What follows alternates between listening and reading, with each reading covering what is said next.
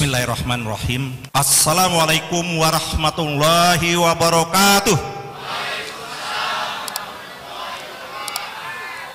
Alhamdulillah, alhamdulillahillazi arsala rasulahu bil huda wa dinil haq liyudhiru ala dini kulli wa kafa billahi shahid.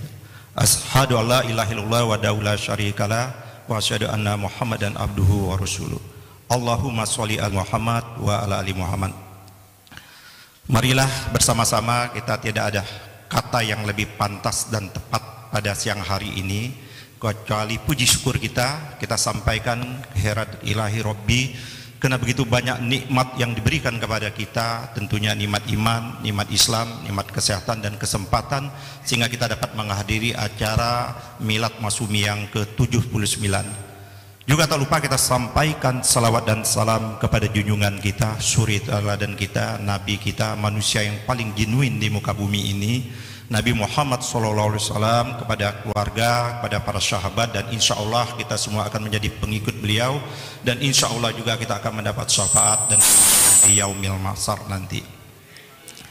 Bapak Ibu yang saya hormati, pertama adalah tamu undangan yang hadir pada hari ini.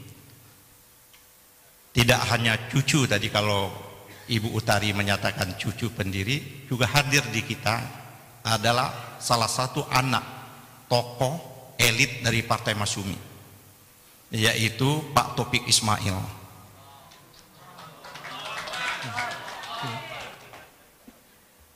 Beliau ini anak kiai ulama kita, tokoh Masumi, Pak Gapar Ismail, yang takbir, yang mengakhiri masa-masa hidup beliau itu membuka pengajian, dan saya sempat ikut pengajian beliau itu di kota Pekalongan pada era tahun 80-an akhir seperti itu, di rumah beliau di Pekalongan. Jadi alhamdulillah generasi kedua masih ada di tengah-tengah kita. Kalau kita melihat generasi dari generasi Masumi ini, dari generasi pertama memang telah mendahului kita bersama. Alhamdulillah kita masih tersisa juga generasi kedua, yaitu Pak Taufik Ismail. Dengan siapa lagi kita nggak tahu, mungkin beberapa. Tugas kita lah untuk mencari, ya kan, untuk mengidentifikasi apakah masih ada generasi kedua.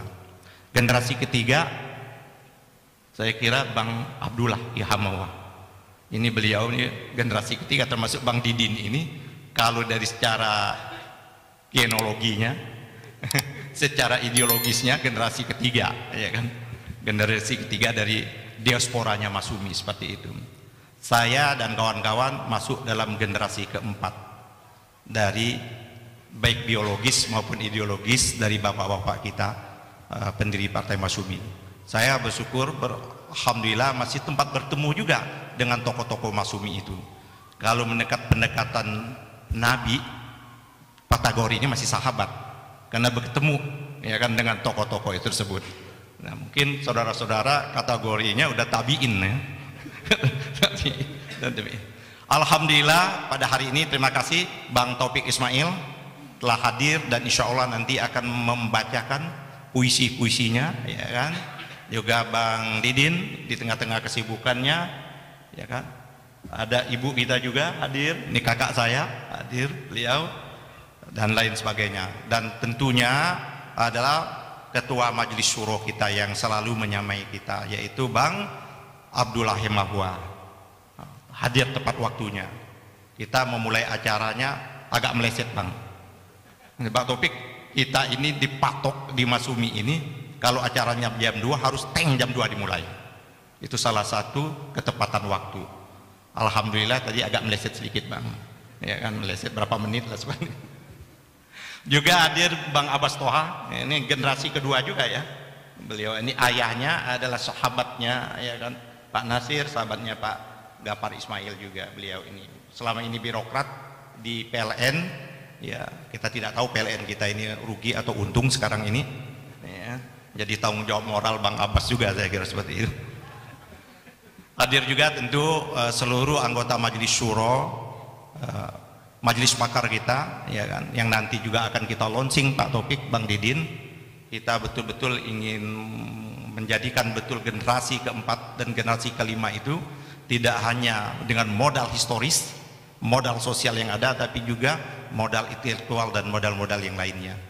Dalam rangka itulah untuk memperkuat kaderisasi, insya Allah nanti pada acara ini akan di launching oleh Ketua Dewan Pakar kita, sahabat saya ini, Associate Profesor Pak TB Masa beserta beberapa Dewan Pakar yang hadir. Kita akan memulai sekolah politik Masumi ya. Jadi sekolah betul, bukan sekolah 1 semester 2 semester dapat gelar doktor, bukan. Ini sekolah betul. Jadi sekolahnya berapa semester Pak TB Masa? 4 semester ya kan, syaratnya S1 ya, walaupun sahabatnya Pak Abdullah atau koleganya Pak Abdullah kalau tidak memenuhi syarat dengan sangat hormat tidak bisa mengikuti sekolah ini. Begitu juga kalau kehadirannya atau tugas-tugasnya tidak seperti itu. Memang kita ingin menegakkan disiplin.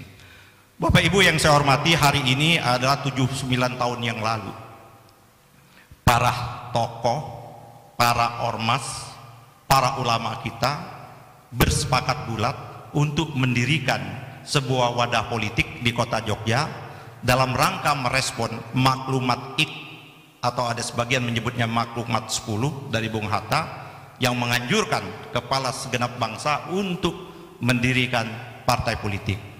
Atas maklumat itulah tokoh-tokoh kita, ulama-ulama kita bersepakat di kota Yogyakarta, di Gedung Mualimin Yogyakarta, tanggal 7 sampai 8 November memutuskan bersepakat bulat satu-satunya wadah politik perjuangan umat Islam Indonesia melalui partai politik Masumi, seperti itu. Beberapa hari yang lalu saya membaca tulisan sahabat kita, yaitu intelektual Muhammadiyah Hajrianto Tohari di Kompas. Dia menuliskan bahwa setelah berakhirnya Masumi atau setelah Masumi dipaksa membubarkan diri, maka anak biologis, anak ideologis Masumi itu berdiaspora kemana-mana, seperti itu, dan dipelopori dengan yang namanya Cak Nur, dengan menggunakan term pada waktu itu Islam yes, politik Islam no, seperti itu. Dia mengatakan itu adalah diaspora, adalah kerangka dalam rangka merespon pada waktu itu. Tapi saya mencoba untuk menilik sejarah yang sedemikian rupa. Ternyata perjuangan tokoh-tokoh Islam, perjuangan umat Islam, perjuangan kader-kader Islam itu dia tidak pernah berdiaspora, dia utuh. Kalau kita lihat, mau kita tarik dari sejak sebelumnya, gerakan-gerakan yang dilakukan oleh Haji Agus Salim, gerakan-gerakan yang dilakukan oleh Cokro Aminoto yang termanifestasi di dalam MIAI pada waktu kita belum kemerdekaan, tokoh-tokoh itulah yang mendirikan MIAI. Tokoh-tokoh itulah juga yang memperjuangkan ide dan gagasan pada waktu di BPUPKI tanggal 22 Juni sehingga melahirkan yang namanya Piagam Jakarta. Tokoh-tokoh itu jugalah yang bersepakat untuk mendirikan yang namanya Partai Masumi. Nah, generasi-generasi berikutnya, saya kira apa yang dikemukakan oleh Cak Nur pada waktu itu, kita harus memahami konteks sosial Cak Nur pada waktu itu. Dan itu direspon, dijawab Cak Nur berapa puluh tahun kemudian. Pada waktu tahun 98, pada waktu Cak Nur mau maju capres, meminta dukungan Partai Keadilan, pada waktu di MPR, Partai Keadilan menyatakan kok Cak Nur mau minta dukungan dari Partai Islam yang dia sesungguhnya anti Partai Islam. Apa jawab Cak Nur pada waktu itu? Pendapat saya dan pandangan saya yang pada waktu itu keliru karena situasi dan kondisinya pada waktu itu. Dan itu disampaikan oleh Hidayat Nur Wahid pada waktu itu di beberapa media, bisa dilihat di Google dan bisa dibuat dilacak seperti itu. Bapak Ibu yang saya hormati, hari ini kita sudah 79 tahun. Masumi dalam renggang waktunya yang tidak panjang, umur Masumi itu dari 45 sampai umur 60, tahun 60, 15 tahun, tapi karya Masumi itu luar biasa. Justrulah saya kira satu-satunya partai yang ada di Indonesia ini yang meletakkan tonggak kebangsaan dan keislaman yang utuh, itu adalah Partai Masumi. Di tengah-tengah bangsa kita mengalami kesulitan yang luar biasa, tokoh-tokoh Masyumi tampil. Saya kira Pak Saripudin Prawinagara dengan kecendekiawannya, dengan keulamaan, misi kenabian yang dia pikul, maka dia merespon pada waktu pemimpin-pemimpin kita ditangkap, merespon namanya gerakan PDRI, Pemerintah Daulat Republik Indonesia, itu tokoh Masyumi. Pada tahun 49, sebuah konsekuensi logis dari perundingan demi perundingan yang dibuat, walaupun itu mendapat kritik betul dari Pak Saripudin Prawinagara yang dilakukan pemimpin-pemimpin kita pada waktu itu, sehingga melahirkan perjanjian KMB Lingkarjati yang ujungnya melahirkan negara Indonesia menjadi negara Indonesia Serikat. Dari negara Indonesia Serikat itu mengancam keutuhan negara Indonesia karena masing-masing negara bagian itu ingin memisahkan diri. Muncul lagi misi kenabian, misi kesatuan itu yang dilahirkan oleh tokoh Masyumi, yaitu Pak Nasir di parlemen dengan mosi integralnya, yaitu mosi integritas itu, kembali kepada negara kesatuan Republik Indonesia. Baru term ketatanegaraan kita mengenal namanya NKRI. Artinya kalau mau mengklaim kembali bahwa sesungguhnya kita yang paling NKRI di bumi ini, di bumi Indonesia ini, bukan orang-orang lain yang mengklaim bahkan menyudutkan kita akhir-akhir ini. Bapak Ibu yang saya hormati, tulisannya Bang Lukman Hakim saya kira wajib dibaca oleh generasi kita sekarang. Hutang atau piutang tokoh-tokoh besar Islam terhadap Republik ini begitu luar biasa. Bahkan Jenderal Normantiu, Gatot Nurmantio, dalam satu kesempatan diskusi, beliau mengatakan nanti bisa dikonfirmasi langsung, beliau akan hadir, tanpa ada Islam mungkin tidak ada keindonesiaan. Jadi antara keindonesiaan dan keislaman itu bagian dua mata uang yang tidak pernah terpisahkan. Bahkan tokoh-tokoh kita menyatakan, saya lupa namanya apakah Bapak Zainal Abidin Ahmad, ingin memisahkan Indonesia dan keislaman hal yang mustahil. Sama juga ingin memisahkan manisnya gula dari gula seperti itu, atau menghilangkan asin daripada garamnya seperti itu. Nah Bapak Ibu, itu perjalanan historis. Kita tidak boleh bernostalgia bersepanjang zaman.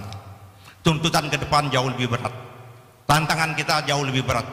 Jadi ayat Quran yang dibacakan oleh qori kita tadi memberikan peringatan pada kita bahwa kesuksesan, kejayaan itu akan bisa muncul kalau kita bisa merapatkan barisan kita. Juga sebagaimana dari teks Marx kita. Oleh karena itu, sebagai informasi Kakanda Taufik Ismail, kami generasi kedua, generasi ketiga, mungkin ada generasi keempat atau generasi kelima, beberapa tahun yang lalu, kira-kira tahun 2020, 2021, setelah Pilpres 2019 yang betul-betul pres itu sangat memprihatinkan kita, saya kira dalam perjalanan sejarah bangsa, satu-satunya Pilpres yang mendapat legitimasi ulama itu 2019. Walaupun kita tidak ingin mengatakan bahwa model kayak Iran, waliyatul faqih, ya seperti itu.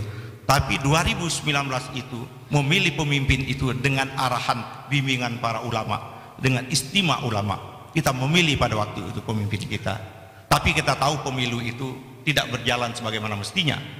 Kebrutalan pemilu itu menjadi langkah untuk kebrutalan pemilu-pemilu berikutnya, yaitu pemilu 2024. 2019 ada istimewa ulama 1, istimewa ulama 2, bahkan sampai istimewa ulama 3. Beberapa yang sudah tercapai, salah satunya yang juga dikomandoi oleh Bang Abdullah Mahua, itu membentuk yang namanya Majelis Permusyawaratan Umat Islam Indonesia yang juga tersebar di seluruh Indonesia.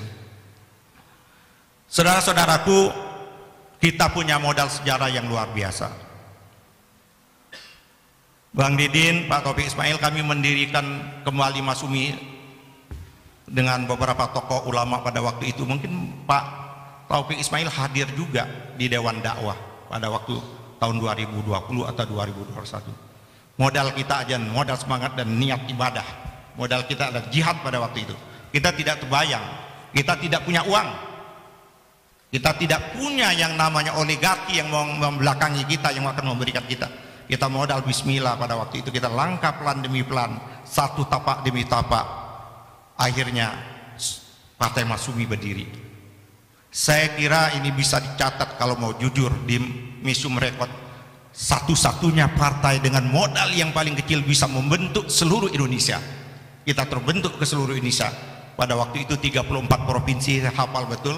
411 kita punya kota kabupaten, 3.317 kita punya kecamatan, dan beberapa kita punya desa. Kita ingin ikut pemilu 2024 yang lalu, karena bagian dari kerja politik itu adalah pemilu, Bu. Walaupun tugas partai politik bukan hanya pemilu, tapi kita ingin ikut pemilu, karena pemilu di depan mata kita. Kita telah berusaha semaksimal mungkin, tapi kita akhirnya takdir Allah juga yang menyatakan kita tidak diperkenankan ikut pemilu 2024. Apakah kita tidak memenuhi syarat? Mungkin iya kita tidak memenuhi syarat, mungkin iya. Tapi menurut kita, berdasarkan data-data yang kita setorkan kepada KPU, itu telah memenuhi syarat.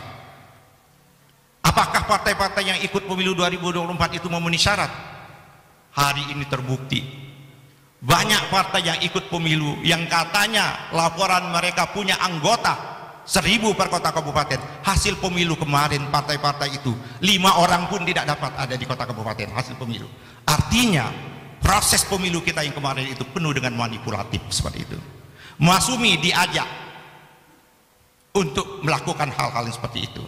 Saya lapor kepada Bang Abdullah, Bang, ini ada proses yang seperti itu, apakah kita kompromi seperti partai-partai lain, kita mendirikan partai ini berbeda dengan partai yang lain. Kalaupun memang kita tidak ikut pemilu, jangan ikut pemilu, tapi jangan kita menghalalkan sesuatu yang haram, yang bertentangan dengan undang.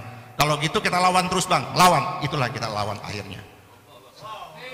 Kita gugat secara konstitusional sampai ke Mahkamah Agung, tapi sayangnya putusan Mahkamah Agung itu juga selesai setelah pemilu selesai juga.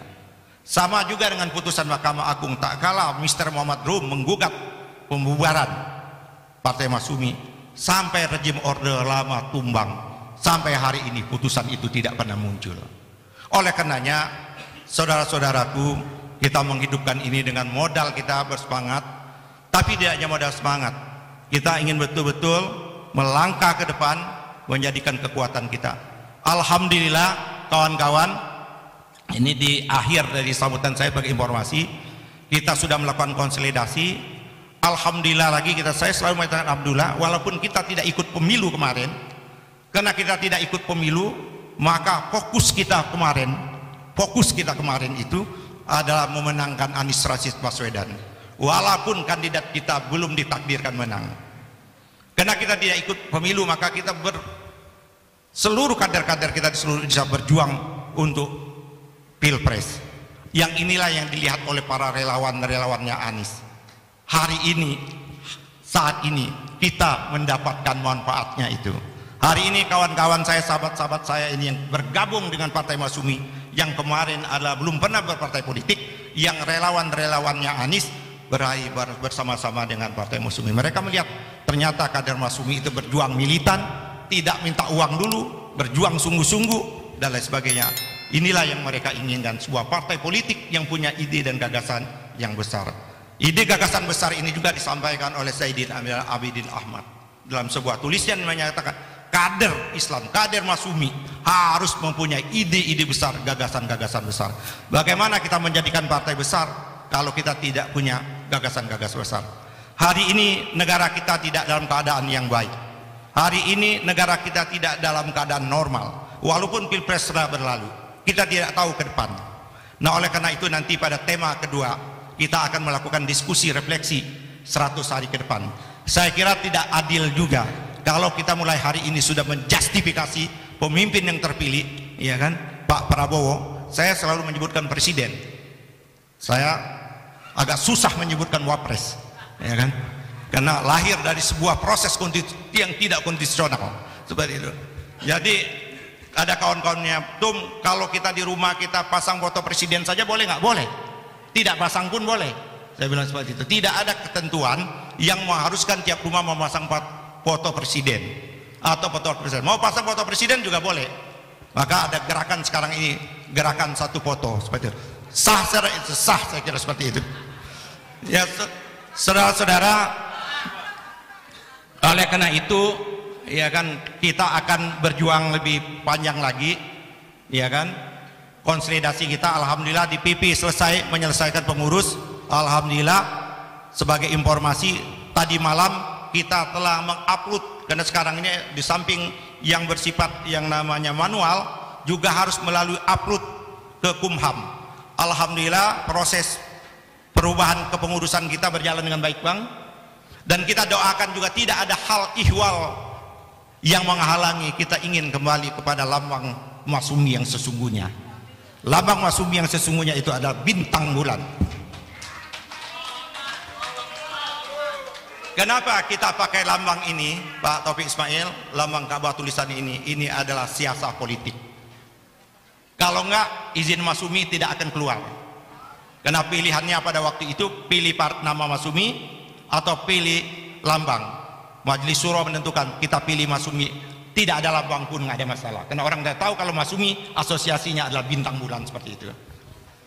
Insya Allah penggantian lambang akan berjalan dan mudah-mudahan kita akan berjalan lancar. Sekali lagi kepada kawan-kawan pengurus wilayah seluruh Indonesia yang mengikuti live streaming hari ini, siap-siap melakukan perubahan revitalisasi pengurus kita, karena kita akan mengganti seluruh pengurus yang tidur, ya dengan terhormat kita harus ganti, ya. Kalau bahasanya Pak Prabowo kemarin saya dengar di TV, bagi menteri yang tidak mau bekerja dengan tekun kuat mundur, begitu bagi kita juga. Kita tidak usah mundur, kita ganti dengan baik-baik. Mungkin belum tepat dia di pengurus Partai Masyumi. Terima kasih sekali lagi kepada panitia, kepada kawan-kawan yang hadir. Insya Allah sebagaimana prinsip kita bermasyumi ini, bahwa kita ini adalah satu-satunya untuk beribadah dalam rangka menegakkan amar ma'ruf nahi mungkar. Dan insya Allah 2045 dengan kehadiran Masyumi ini, cita-cita Indonesia berkah itu menjadi kenyataan. Indonesia baldatun thayyibatun warabun ghafur itu menjadi kenyataan. Bukan Indonesia emas, tapi Indonesia yang berkah yang akan kita capai. Indonesia berkah tercapai apabila Masyumi mendapat dukungan mayoritas. Masyumi memenangkan baik pilpres maupun pemilu legislatif pada pemilu 2029. Billahi taufiq wal hidayah. Wassalamualaikum warahmatullahi wabarakatuh.